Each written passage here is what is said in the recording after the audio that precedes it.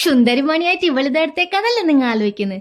ഓൻ എന്നെ വിളിച്ചിട്ട് പറഞ്ഞു ഞങ്ങൾ എല്ലാവരും ചോറ് വയ്ക്കാൻ പുറത്തു പോകുന്നു, നീ വരുന്നോന്ന്. ഇതെല്ലാം എന്തെന്ന് ഇത്ര ചോദിക്കാനില്ലത്, ഞാൻ ഒരു എളുപ്പമില്ലാണ്ട് വരുന്നു എന്ന് പറഞ്ഞു. അപ്പോൾ അവരെന്നെ കൂട്ടാൻ വന്നു. അങ്ങനെ ഞാനും ശങ്കരേട്ടനും അച്ഛനും അമ്മയും കൂടെ ചോറ് വയ്ക്കാൻ വേണ്ടി പുറത്തു പോവാന്ന് കേട്ടാ. അങ്ങോട്ട് കത്തിച്ചു വിടുക. അപ്പം മീൻ പൊരിച്ചത് തീർന്നു പോകില്ലെന്ന് പറഞ്ഞിട്ടാൻ പോന്നെ. അച്ഛൻ കാറിൻ്റെ സ്പീഡ് അങ്ങ് കൂട്ടി.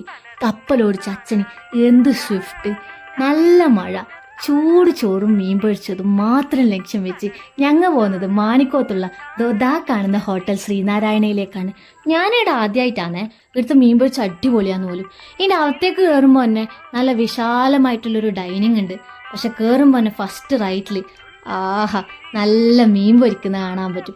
അത് കണ്ടിട്ടാകുമ്പോൾ തന്നെ ഞാൻ വേഗം കയ്യൊവിട്ട് ചോറ് വയ്ക്കാനിരുന്നു. ഇല വെച്ചു, ചോറ് വിളമ്പി, ഏച്ചിമാരിങ്ങനെ ഓരോ കറികളായിട്ട് വിളമ്പിക്കൊണ്ടേയിരുന്നു. അച്ചാറ് കിടില.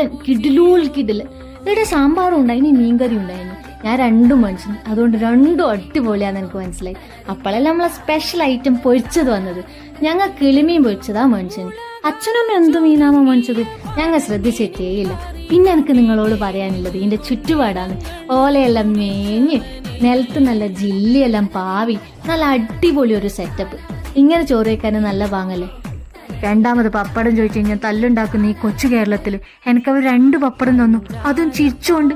എൻ്റെ മനസ്സ് നിറഞ്ഞു മക്കളെ.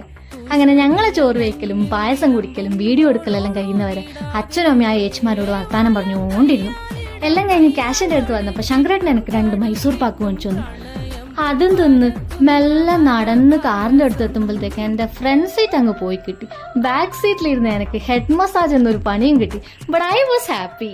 That's all about our lunch. Tata, bye bye, see you.